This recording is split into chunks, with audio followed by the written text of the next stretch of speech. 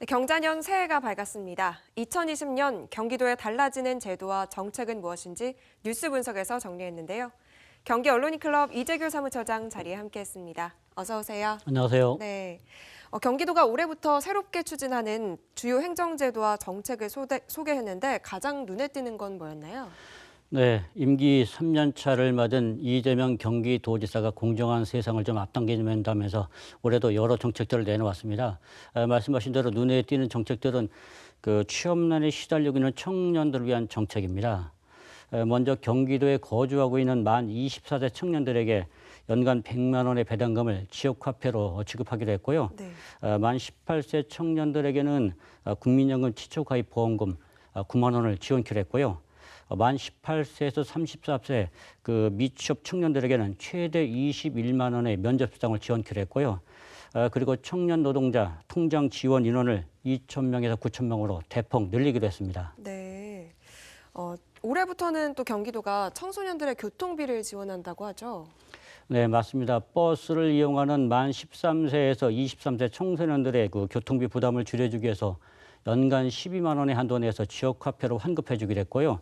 무상교복 지원 대상을 고교생, 신입생까지 확대키로 했습니다. 그리고 미세먼지가 날로 심각해지는 점을 감안해서 대기업 물질 탄소 강화와 함께 모든 초, 중, 고등학교에 공기 정화기를 설치해 주기로 했고요.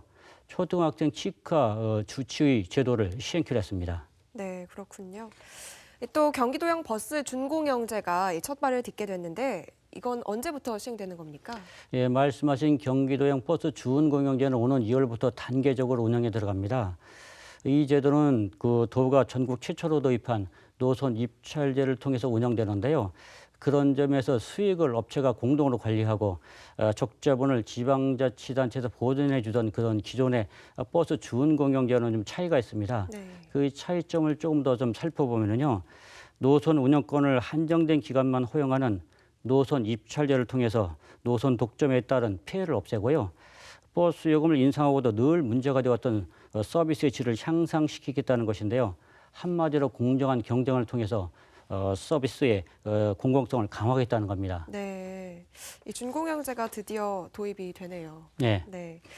2018년 전국 최초로 공공의료기관에 도입됐던 수술실 CCTV가 도민들의 많은 지지를 얻고 이를 민간병원으로 확대하기 위한 지원 사업도 진행이 되죠. 예, 경기도 의료원 안성병원 수술실에 CCTV가 전국 최초로 설치가 됐는데요. 네. 당시만 해도 말씀하신 대로 찬반론이 굉장히 커졌습니다. 네. 의료진과 환자의 프라이버시를 침해하고 의료인을 잠재적 범죄자로 몰 수 있다는 겁니다. 반면 찬성하는 측은 환자의 인권 보호는 물론 그동안 의료 사고가 발생할 경우 환자가 그 의료 과실을 입증해야 했는데요. 이 CCTV가 과실 입증에 큰 도움이 된다는 겁니다. 네. 결과는 말씀하신 것처럼 찬성 측의 우세로 끝났는데요. 안성병원 수술실에 CCTV가 설치된 뒤에 66%의 환자가 CCTV 촬영에 동의했고요.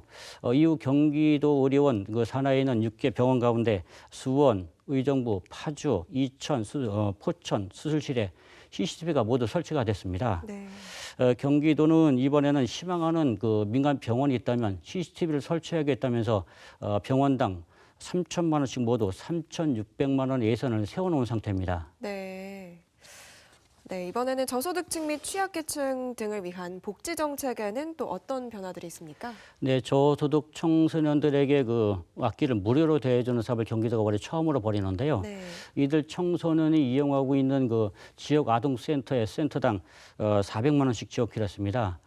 그리고 1억 원 이하의 주택을 매매하거나 전월세 임대차 계획을 하는 기초생활수급자에게는 중개보수비 30만 원을 지원합니다.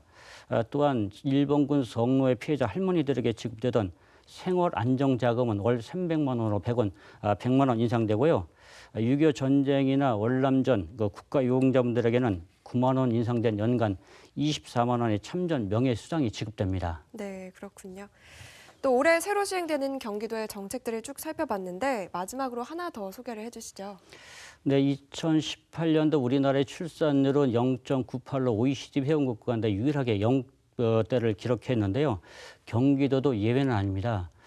그래서 경기도는 아이 낳기 좋은 환경을 조성하기 위해서 신생아 출생을 기준으로 했을 때 부모가 경기도에 1년 이상 거주하고 있는 사실이 확인된다고 하면 50만 원 상당의 지역 화폐를 지원하기로 했습니다. 또한 자부담 포함해서 연간 48만 원 상당의 친환경 농산물을 임신한 때부터 출산 후 이후기까지 지원하는 사업을 부천에서 시범적으로 실시키로 했습니다. 네. 이처럼 출산율과 취업률을 높이고 저소득 계층을 돕는 정책들은 경기도민들의 그 삶의 질과 직결되어 있는데요. 오늘 소개된 정책들이 모두 성공을 거둬서 더 살기 좋은 경기도가 됐으면 좋겠습니다. 네. 오늘 소식 살펴보면은 복지 정책들이 많이 확대되는 것 같습니다. 앞으로 이 좋은 정책들 잘 시행되길 바랍니다. 뉴스 분석 여기까지 하겠습니다. 이재글 사무처장 수고하셨습니다.